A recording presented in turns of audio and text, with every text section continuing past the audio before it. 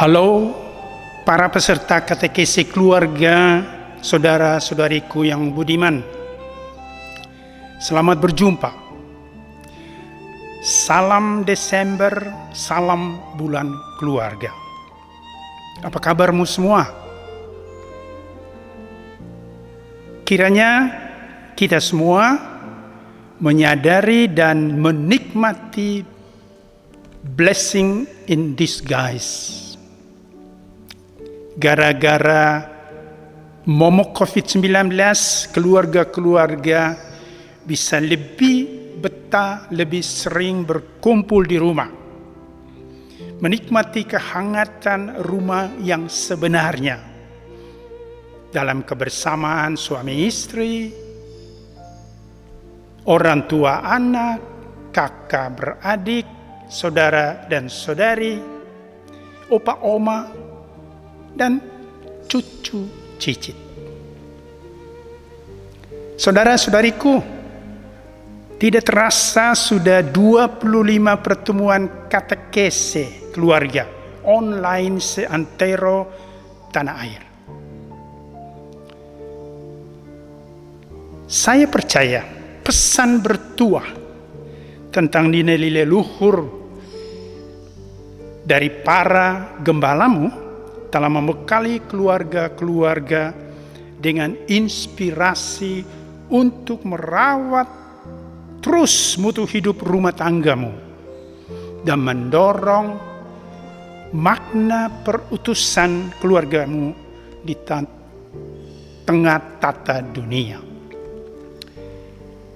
Dan sekarang, pada pertemuan katekesi kali ini, katekesi yang ke-26, bersama saya Uskup Vincentius Sensi dari Ende Flores, Anda semua saya ajak untuk bincang-bincang lanjut perihal hidup berkeluarga dengan tema berjalan bersama komunitas.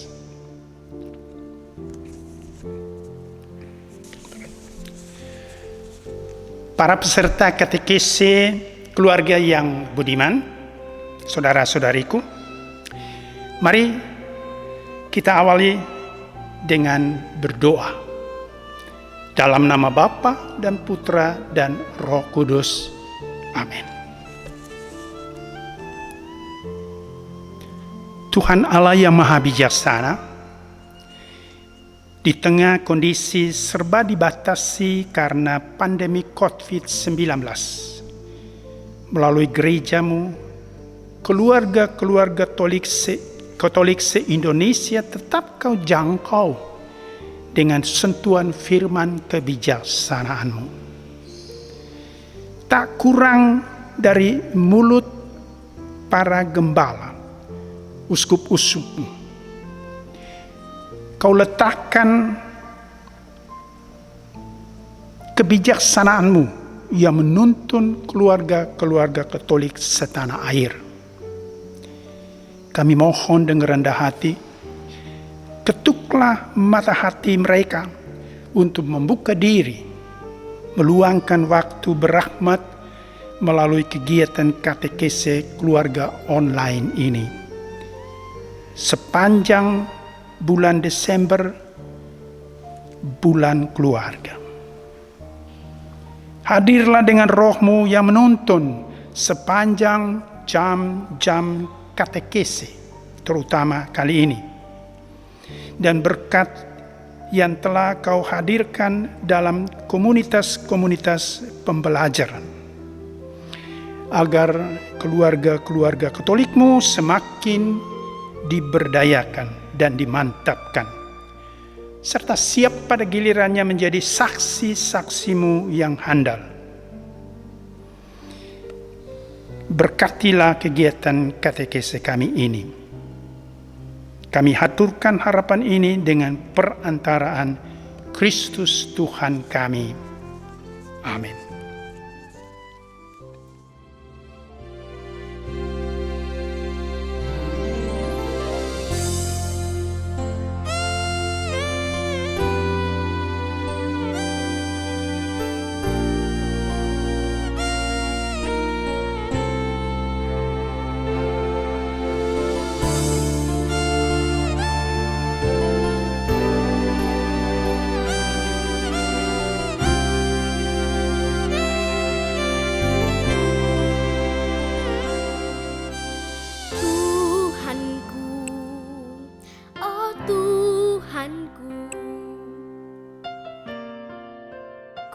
datang padamu.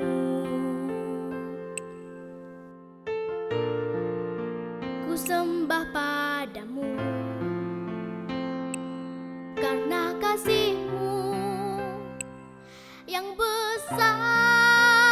Oh Tuhanku, oh Tuhanku, berkati mamaku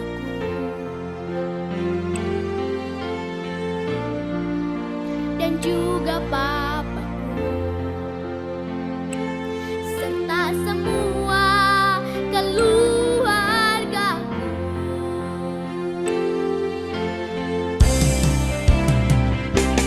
Di saat kami dapat cobaan, di saat kami rasa bahagia, di dalam doa mama, di dalam doa papa, nama Yesus diagungkan.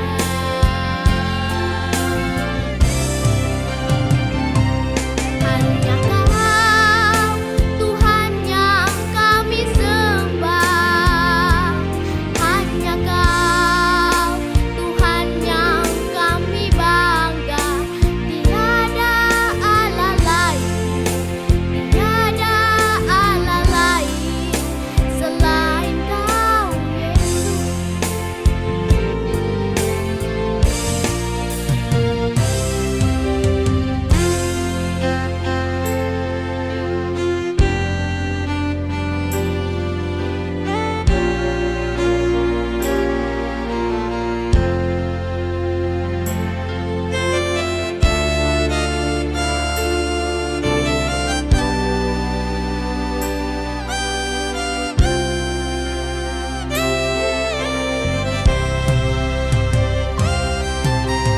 Tuhanku, oh Tuhanku,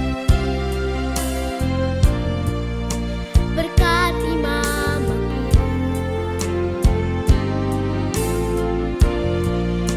dan juga papaku serta semua keluargaku.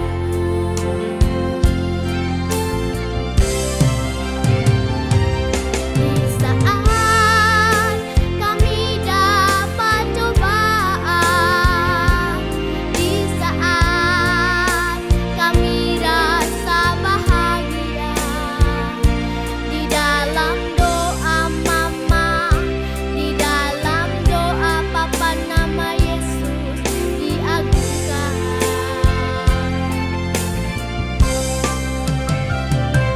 Hanya Kau Tuhan yang kami sembah, hanya Kau Tuhan yang kami bangga. Tiada Allah lain, tiada Allah lain selain Kau Yesus. Tiada Allah lain, tiada Allah lain selain Kau Yesus.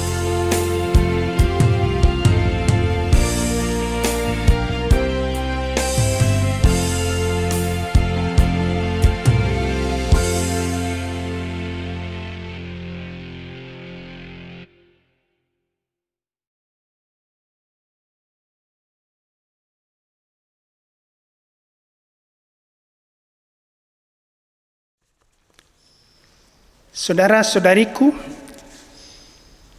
izinkanlah saya menata katekese ini dalam babakan-babakan dengan gagasan-gagasan sederhana. Kita mulai dengan gagasan pertama tentang komunitas dan komunio Kristiani. Saudara-saudariku, kita semua tahu pencetus dan pendiri kekristenan adalah Yesus Kristus, Allah yang menjadi manusia. Imam besar yang sesungguh-sungguhnya, kepala gereja. Ia menghendaki agar siapapun yang percaya kepadanya dan mengikuti dia harus membangun dan membudayakan cara hidup baru. Mari kita membaca sepenggal perikope Kisah Para Rasul tentang cara hidup baru yang dimaksud. Kisah Para Rasul 2, 44 dan seterusnya. Semua orang yang telah menjadi percaya tetap bersatu. Dan segala kepunyaan mereka adalah kepunyaan bersama. Dan selalu ada dari mereka yang menjual harta milik mereka, lalu membagi-bagikan kepada semua orang sesuai keperluan masing-masing. Dengan bertekun dan dengan sehati, mereka berkumpul tiap-tiap hari dalam bait Allah. Mereka memecahkan roti di rumah masing-masing secara bergilir dan makan bersama-sama dengan gembira dan dengan tulus hati, sambil memuji Allah. Dan mereka disukai semua orang.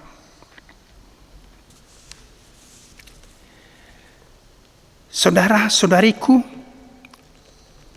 berkat mukjizat Pentakosta, kerinduan Yesus Kristus akan cara hidup baru mulai diterapkan dan dibudayakan sejak komunitas jemaat Kristen perdana. Dan tidak terasa komunio dengan segala rincian artiannya berkembang subur sampai menjadi ciri khas kekristenan. Sepanjang sejarah umat manusia, Gereja Katolik selalu mengemban tanggung jawab misionernya untuk memastikan bahwa spiritualitas komunio sebagai cara hidup baru para pengikut Kristus mewarnai wajah dunia. Apapun tantangan pengalaman jatuh bangun dalam kenyataan di lapangan, komunio tetap bertumbuh sebagai sebuah spiritualitas dalam hidup para pengikut Kristus. Nah, inilah saudara-saudaraku alasan mengapa bincang-bincang katekese kita kali ini sebaiknya dikaitkan juga dengan nilai-nilai hidup berkomunitas sebagai kondisi Kristiani untuk menumbuh kembangkan keluarga Katolik yang ideal. Saudara-saudariku,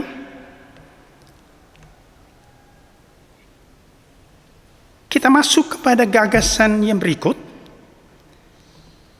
Komunitas adalah kondisi yang dikehendaki oleh Tuhan untuk keluarga-keluarga kita. Pandangan Gereja Katolik meyakini bahwa sukses bangunan keluarga amat ditentukan juga oleh komunitas Kristiani sebagai kondisi konkret tempat ia bertumbuh dan berkembang. Keyakinan ini dimengerti sebagai kehendak Allah dari semula. Mari kita catat beberapa hal dari Alkitab. Yang pertama, kisah Adam dan Eva dalam kitab Kejadian bab 2 adalah kisah tentang rancangan agung Allah pencipta agar pasutri paling pertama itu menjadi cikal bakal keturunan yang memenuhi bumi ini dan bertumbuh kembang sebagai keluarga melalui tugas besar untuk menguasai, mengurus, mengelola, menata lanjut alam semesta dengan segala isinya. Gambaran Firdaus yang asli adalah potret ideal tentang komunitas kebersamaan semua makhluk ciptaan Allah bersama Adam dan Eva. Kejatuhan Adam dan Eva dalam dosa, Kejadian 3, mengesankan bahwa kondisi Firdaus, komunitas, seolah-olah lenyap. Sesungguhnya tidak. Komunitas rancangan kehendak Allah tetap ada. Meski rasa Firdaus aslinya tidak lagi murah meriah, apalagi gratis. Inti pesannya ialah keluarga-keluarga keturunan Adam dan Eva sampai kapanpun membutuhkan selalu komunitas kebersamaan insani dalam kesatuan dengan makhluk ciptaan lainnya, meski dalam kemasan baru pasca kejatuhan manusia ke dalam dosa dengan segala dampak negatifnya. Kehendak Allah ini ditegaskan kembali dari masa ke masa sebagai bagian dari sejarah keselamatan umat manusia. Ingat Abraham yang dipanggil dan diutus pada usia uzur 75 tahun serta tidak punya keturunan dari Sarai istrinya, Kejadian 12, secara ajaib tetap diberi peluang oleh Yahweh Allahnya untuk menjadi bapa dari bangsa-bangsa yang tidak terhitung banyaknya. Kondisi baru di Kanaan yang dihadapi Abraham dan keluarganya bersama komunitas yang terdiri dari Lot saudaranya serta keluarganya, para pembantu dan hamba-hambanya, telah menjadikan Abraham dan keluarganya bukan hanya sebagai bapa bangsa-bangsa, tetapi juga cikal bakal iman umat perjanjian lama dan perjanjian baru. Bapa iman umat perjanjian lama dan perjanjian baru. Ternyata Allah sendiri yang menyempurnakan kelemahan dan keterbatasan Abraham dengan berbagai kebajikan sebagai kepala keluarga besar yang bijaksana, yang selalu merangkul serta cinta damai, yang melayani dan juga sebagai imam selalu merawat relasi setia komunitasnya dengan Yahweh Allah mereka. Luar biasa. Abraham dan keluarganya bertumbuh kembang bersama dengan komunitasnya. Lalu, keluarga kudus Nazaret adalah patron ideal keluarga-keluarga Kristen. Dari catatan-catatan yang terbatas dalam Alkitab, kita masih bisa mengetahui gaya Yosef dan Maria mengelola keluarganya yang selalu diselaraskan dengan kehendak Allah. Berbagai kebingungan, kecemasan, dan kegembiraan rupanya menjadi pilihan pola yang dianuti Maria dan Yosef. Mereka selalu berjalan bersama komunitas terdekat untuk berbagi suka dan duka. Tokoh-tokoh kitab suci seperti Zakarias, Anna, Elizabeth adalah tempat curhatan Maria dan Yosef.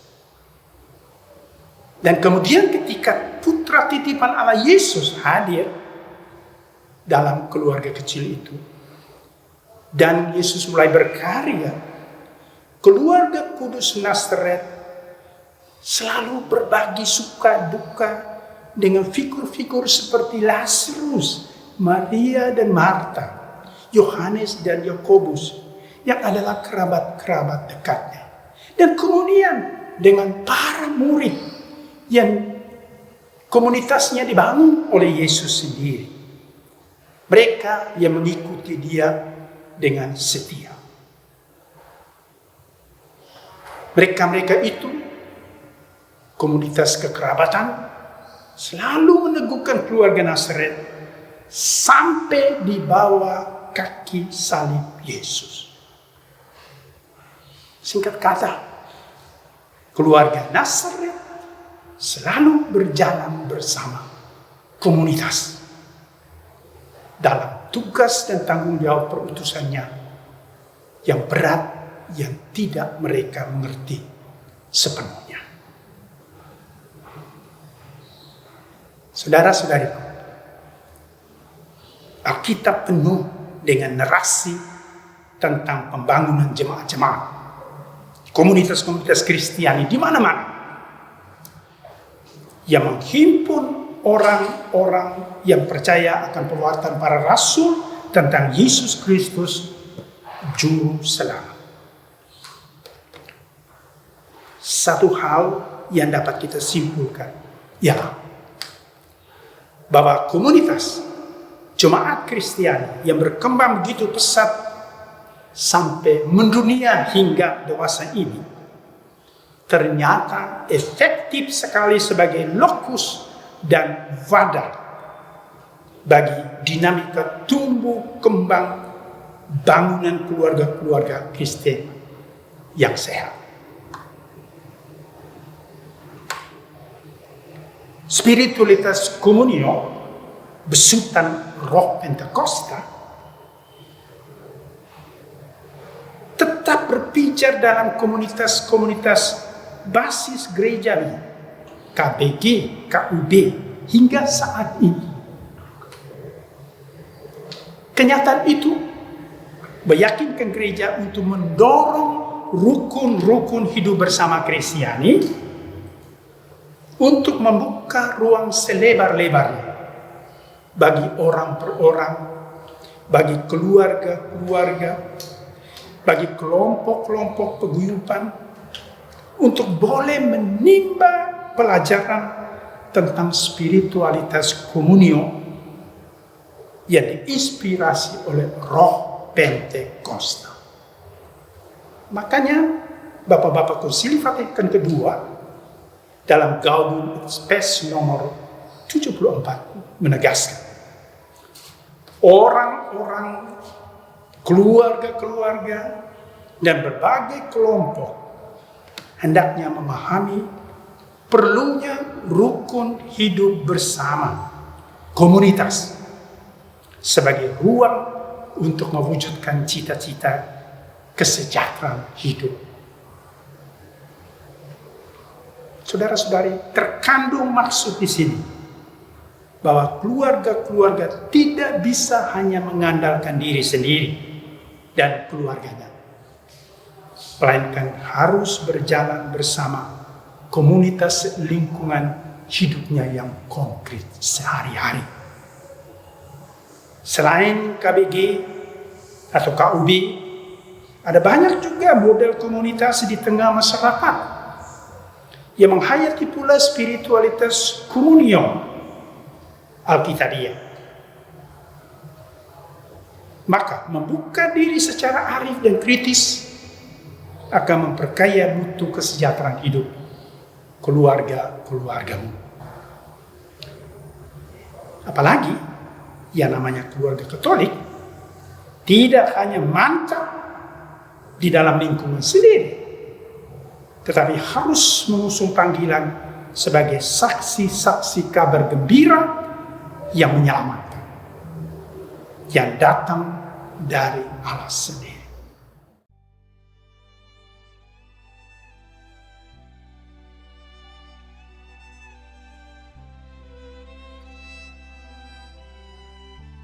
Saya Ibu Francisca saja, biasa dipanggil kalau di paroki lebih dikenal Ibu Francisca Kopong karena nama belakangnya suami. Saya memiliki 3 putri, saya bersyukur sekali karena mereka sangat aktif di gereja, KUB, lingkungan maupun di paroki. Sehingga segala sesuatu yang dikhawatirkan, dicemaskan oleh orang tua dalam kejatuhan, dalam ada persoalan, tantangan, tetapi semua bisa diselesaikan dengan baik. Bagaimana saya membagi waktu, kehidupan keluarga, dan ditinggalkan suami sudah 12 tahun lebih dengan berbagai kegiatan. Saya juga sebagai seorang karyawati, seorang ASN di Dinas Kesehatan Kabupaten Ende. Dengan berbagai kehidupan sosial, saya juga senang karena kita keluarga Katolik juga merasa adalah keluarga yang dipanggil untuk menjadi saksi di tengah orang lain. Saya juga banyak mengikuti atau mengambil bagian dalam kegiatan-kegiatan sosial kemasyarakatan, dan itu dengan sukacita karena itu kita merasa bahwa kita menjadi saksi dan menjadi berkat bagi orang lain dengan kekurangan, dengan segala keterbatasan, dengan segala kekurangan yang saya miliki. Kehidupan keluarga tidak kesuksesan dalam kehidupan keluarga tidak terlepas dari peran banyak orang di sekitar kita. Di mana kalau di dalam kitab suci itu mengandalkan banyak tokoh-tokoh kitab suci yang menjadi sandaran, kita di kehidupan keluarga nyata, di keluarga Katolik yang nyata, di lingkungan hidup kita atau di komunitas kita juga mengandalkan peran serta banyak orang. Misalnya ada tokoh-tokoh keluarga yang menjadi panutan, ada pastor di sana yang bisa menjadi tempat pelarian kita untuk melepaskan beban atau menceritakan begitu banyak persoalan hidup keluarga. Ada banyak model keluarga-keluarga yang bisa diandalkan untuk menjadi tempat curhatan sehingga banyak persoalan-persoalan keluarga itu bisa diselesaikan di tingkat komunitas. Bagaimana kehidupan komunitas berperan penting karena kita berada di sekitar banyak orang. Kita berada di sekitar orang lain adalah keluarga yang paling dekat, yang bisa memperhatikan kita, melihat kehidupan beragama kita setiap hari, bagaimana kita menjadi berkat bagi banyak orang, bagaimana kita berkomunikasi dengan orang lain. Omong tentang bangunan keluarga Katolik, yang paling penting di dalam keluarga adalah bagaimana komunikasi, membangun komunikasi yang baik antara suami istri, orang tua itu sendiri dengan anak. Omong tentang bangunan yang kuat dalam keluarga, dengan adanya pandemi COVID ini justru membuat pertumbuhan keluarga menjadi sangat kuat, di mana keluarga mulai disatukan kembali, keseringan bertemu, keseringan lama waktunya bersama anak, orang tua dan anak, sehingga di sana bisa dibangun komunikasi yang harmonis, bisa saling mendengarkan, bisa saling menyampaikan apa yang diingini selama ini yang mungkin hanya disampaikan melalui media sosial ataukah waktu bertemunya yang jarang. Jadi intinya bahwa bangunan keluarga yang diinginkan atau yang diselaraskan dengan keluarga Bunda Maria dan Santo Yosef menjadi patron keluarga Katolik yang menjadi panggilan utama keluarga, sehingga kalau sampai ada tantangan, ada persoalan antara suami istri ataupun antara orang tua dan anak, tetapi mereka pasti akan mencari mencari solusi dengan orang-orang terdekat yang dipercayai, yang diyakini bahwa keluarga ini bisa membantu, orang-orang ini bisa mencari jalan keluar, mencari solusi untuk jalan terbaik untuk keluarga, sehingga pada akhirnya keluarga ini bisa kembali berkumpul, berdamai, sesuai dengan keluarga yang kita patroni seperti keluarga kudus, yaitu Santo Yosef dan Bunda Maria. Pengalaman nyata yang paling sangat dirasakan adalah bagaimana keluarga itu harus berkumpul dan berdoa bersama. Banyak sekali kisah nyata yang saya rasakan ataupun orang-orang yang sering saya dampingi dan orang-orang di sekitar saya, ketika mereka sudah keluar dari jalur yang begitu jauh dari gereja, ketika mereka menemukan jalan dan pada akhirnya datang menemukan untuk berdoa dan membaca kitab suci, mereka menyampaikan bahwa ternyata di sana kami bisa menemukan satu-satunya jalan untuk menguatkan bagaimana keluarga bertumbuh berkembang di dalamnya. Dan doa itu menjadi kekuatan yang tidak bisa terkalahkan. Doa itu bisa mengubah segala situasi di dalam rumah. Dan membaca kitab suci, ada banyak sekali pesan ternyata yang selama ini banyak mengandalkan kekuatan-kekuatan di luar. Ternyata setelah membalik dan membuka kitab suci, di sana mereka menemukan, di sana keluarga menemukan, ternyata seluruh kekuatan keluarga, kekuatan untuk membangun sebuah keluarga yang baik itu ditemukan dalam doa bersama keluarga, doa orang tua setiap hari untuk anak-anak dan suami dan keluarga dan anggota keluarganya, dan membaca kitab suci. Walaupun memang itu tidak sering dilakukan, tetapi di sana mereka bisa menemukan pesan-pesan yang sangat kuat untuk membangun keluarga. Hal yang tidak kalah pentingnya, Romo, bahwa sakramen juga menjadi kekuatan besar. Banyak keluarga yang mengaku bahwa setelah mereka keluar dari jalur begitu jauh dan keluar kegoncangan keluarga malah sudah batas kritis mengancam perpisahan, tetapi dengan sakramen tobat mereka pergi mengaku dengan Romo, mengaku sampai bukan sekedar pengakuan tetapi melakukan berbicara dengan Romo dalam sakramen pengakuan, tetapi sampai nangis, dan akhirnya keluarga ini bisa kembali balik dan bisa menyatu kembali. Mereka menyadari betul bahwa sakramen pengakuan, sakramen pertobatan juga menjadi sangat luar biasa untuk membantu keluarga untuk keluar dari persoalan hidup. Dan karena doa yang kuat dan sakramen Ekaristi juga menjadi kekuatan yang tidak terkalahkan, yang dapat mendukung bangunan keluarga itu menjadi sangat kuat.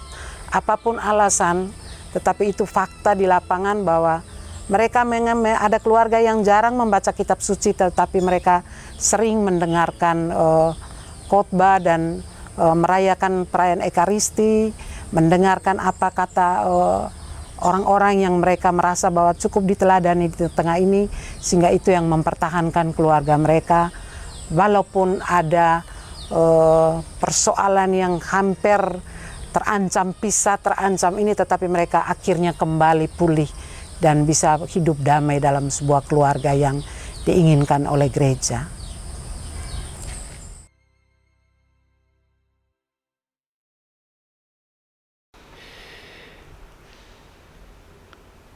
Saudara-saudariku, kita datang pada gagasan yang terakhir. Berjalan bersama komunitas cocok sekali dengan ketimuran kita. Saya ingin mengakhiri bincang-bincang katekesi keluarga kita kali ini dengan menegaskan keyakinanku bahwa ketika keluargamu mau berjalan bersama komunitas, rasanya Anda tidak salah pilih. Sebagai keluarga berdarah Indonesia, Anda sekalian adalah bagian dari bangsa Timur dengan naluri ketimuran yang khas. Ingat, Jemaat Kristiani Perdana dengan spirit komunionya, gereja perdana, dibangun oleh roh Pentakosta di tengah-tengah bangsa timur, di Timur Tengah sana. Maka saya percaya inspirasi komunio sebagai spiritualitas komunitas Kristiani punya landasan pijak ketimuran. Komunio komunitas Kristiani rasa ketimuran. Itulah yang saya yakini. Kalau demikian saudara-saudariku, mestinya keluarga-keluarga Katolik Indonesia lebih mudah berjalan bersama komunitas. Mestinya keluarga-keluarga Katolik Indonesia lebih enjoy, happy bertumbuh bersama komunitas ketimuran. Di mana ada nilai-nilai komunio yang bisa memperkaya keluargamu, seperti yang diinspirasikan oleh roh Pentakosta kepada jemaat atau gereja perdana.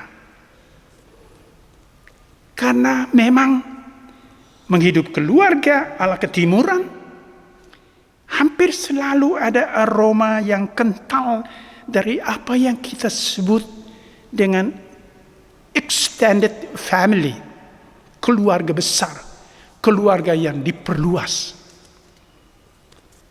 Maka saudara-saudariku, para peserta katekesi keluarga, saya ajak kita untuk mengoptimalkan nilai-nilai spiritualitas komunio yang telah Allah hadirkan dalam ketimuran kita, agar baik komunitas-komunitas maupun keluarga-keluarga kita sungguh terberkati dengan kesejahteraan yang dicita-citakan. Saudara-saudariku, para peserta katekesi keluarga yang saya kasihi, demikianlah kegiatan katekesi kita kali ini.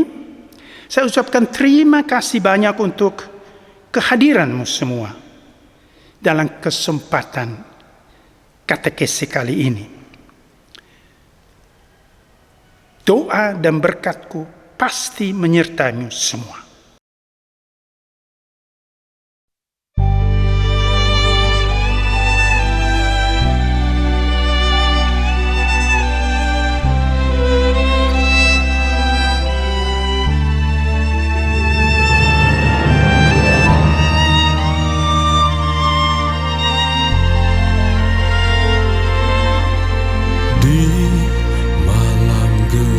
Nan berbintang,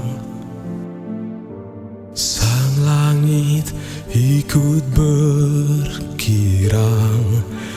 berkedip satu bintang, pancarkan cahaya gemilang. Kini remang berganti terang, Juru selamatlah datang, bawa damai dan kasih sayang yang telah lama hilang. Sayup terdengar pujian membelah langit malam, alam yang lelap terbangun, segala yang hidup pujilah namanya. Yesus Tuhanku, penebusku, terlahir di dunia, Sang Juru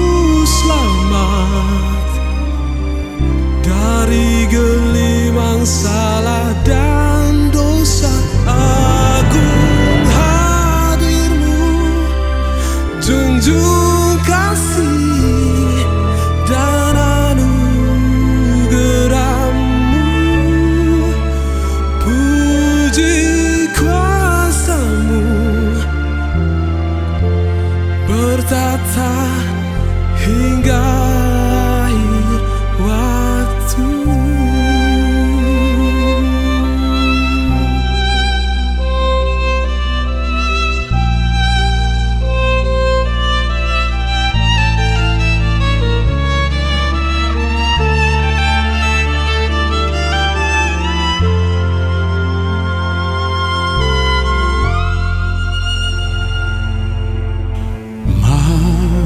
Mari sambut Sang Penyelamat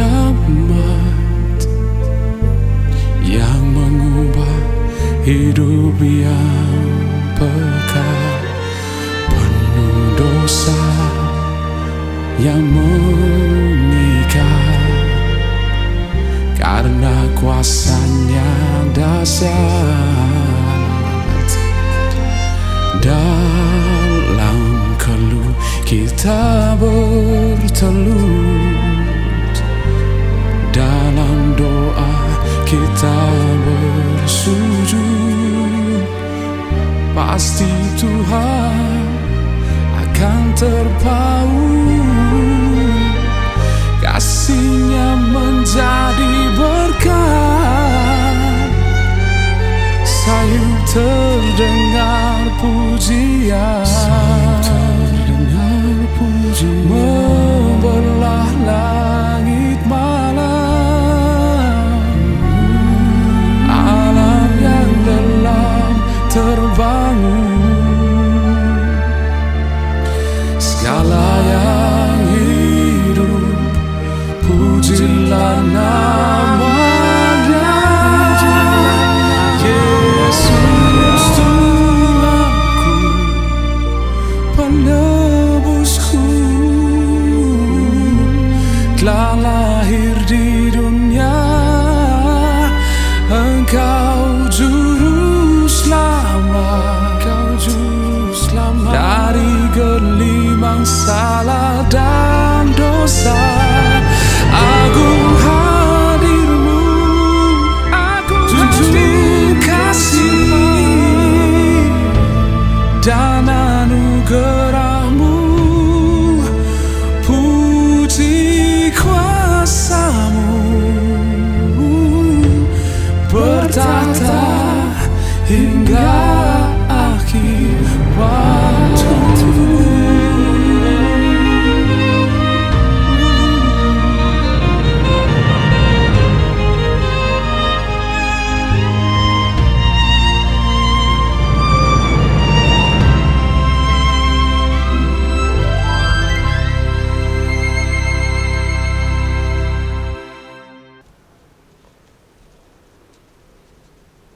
Keluarga-keluarga Katolik se-Indonesia yang budiman dan yang saya kasihi, mari kita mengakhiri kegiatan katekese kita dengan berdoa. Doa untuk bulan keluarga. Yesus, Maria, dan Yusuf, di dalam hidupmu kami menemukan cahaya kasih sejati, dan kepadamulah kami percayakan hidup keluarga kami. Keluarga Kudus Nazaret, jadikanlah keluarga kami tempat berkomunikasi, sanggar doa, sekolah iman, dan gereja kecil. Keluarga Kudus Nazaret, semoga tidak ada lagi kekerasan, ketegaran hati, dan perpisahan di dalam hidup berkeluarga. Semoga duka dihibur, luka disembuhkan, dan kerukunan dipulihkan. Keluarga Kudus Nazaret, semoga dalam masa pandemi ini kami semakin memahami keindahan dan kesucian keluarga kami.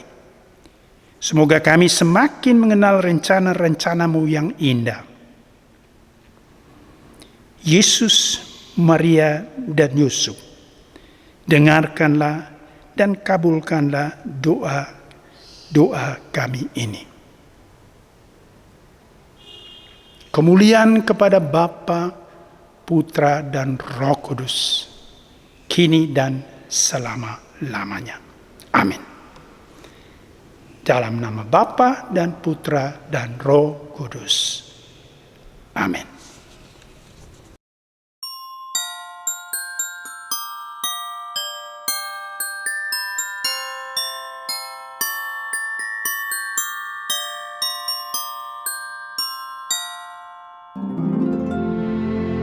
Salam jumpa menyambut kedatangan Yesus pada hari Raya Natal. Pada kesempatan yang tampan ini, saya ingin mengucapkan salam Hari Raya Natal. Semoga kelahiran Yesus melahirkan juga banyak nilai-nilai baru yang boleh kita hayati dalam kehidupan, dalam perutusan, dan pengabdian hidup kita sehari-hari, dimanapun dan sebagai apapun. Saya juga mengucapkan selamat Hari Raya Tahun Baru 2021 yang juga segera menyusul. Sekali lagi, selamat Hari Raya Natal 25 Desember dan Tahun Baru 1 Januari 2021. Salam sehat, Tuhan memberkati semua.